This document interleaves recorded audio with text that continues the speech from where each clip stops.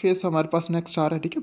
और जी not face हमारे पास, इससे पहले हम इंटरफेस के 3 फेसेस पढ़ चुके हैं। एक हमने पढ़ा था G1 फेस, और उसके बाद हमने S फेस और G2 फेस हम पढ़ चुके हैं। अब हमारे पास जी नॉट फेस आ रहा है। जी नॉट फेस बड़ा इंटरेस्टिंग फेस है। इसमें होता यूँ है कि एक सेल जिसने तकसीम नहीं होना, ठीक है, वो तकसीम नहीं होना चाहता, या उसके जेनेटिक मटेरियल के अंदर उसका तकसीम होना नहीं लिखा हुआ, तो वो सेल मेरे बड़ा बड़ी आराम से जाके जी नॉट फेज़ के अंदर जाके आराम से बैठ जाता है और वो तकसीम नहीं होता।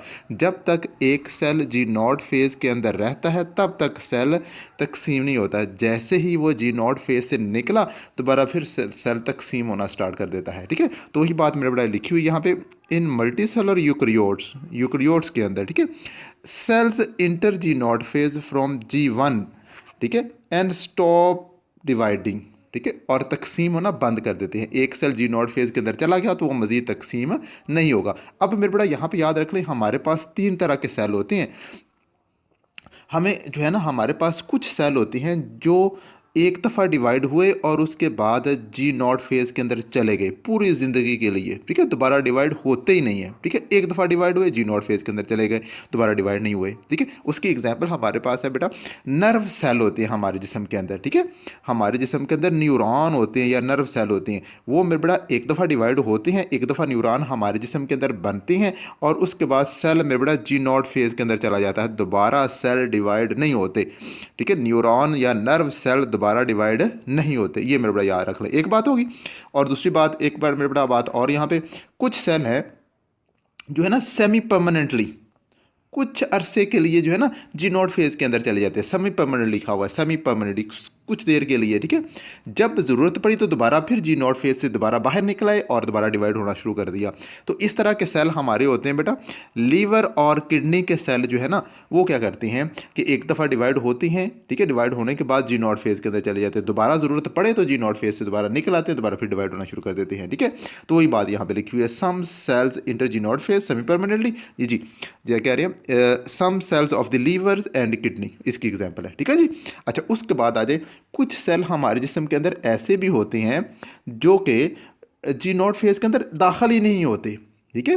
जी नॉट फेज़ के अंदर दाखिल यानी कि वो तकसीम होना बंद करते ही नहीं है, सारी ज़िंदगी तकसीम होते रहते हैं, ठीक है। तो वो हमारे पास उसकी एग्जांपल बेटा एपिथेलियल सेल है, ठीक है। हमारी ऑरल कैविटी के ना इंटरनल चीक्स को अगर आप हाथ लगाएं तो मेरे फिंगर को बहुत से सेल लगेंगे और वो सेल में बेटा कौन से होंगे, एपिथेलियल सेल्स होंगे, ठीक है, जो कि तकसीम होना बंद नहीं करते, हर वक्त तकसीम होते रहते हैं, ठीक है। और जब हम खाना खाते तो हमारे खाने के साथ ये हमारे ना ऑरल कैविटी, यानी ऑरल कैविटी से ये एसोफेगस जो है ना, हमारे मैदे और मैदे से आगे स्मॉल इंटेस्टाइन, लार्ज इंटेस्टाइन में सारे जा रहे होते हैं, ठीक है।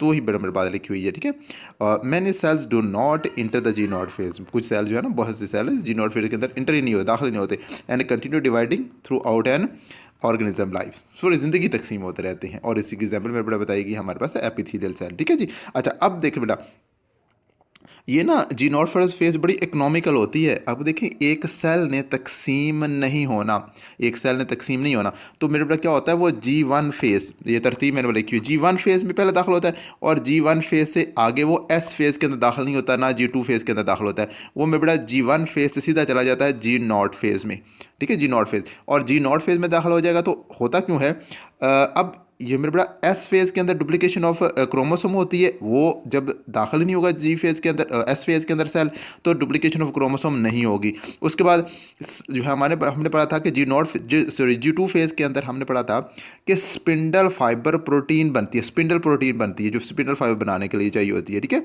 तो जब जी नॉट फेज़ के अंदर सेल नहीं दाखिल होगा तो स्पिंडल फाइबर प्रोटीन भी नहीं बनेगी, ठीक है। तो ये इसी सेंस में एक फिक्रा लिखा हुआ है, ये वाला ना, कहते हैं inhibition of protein synthesis during G2 phase prevent cell from undergoing mitosis, ठीक है।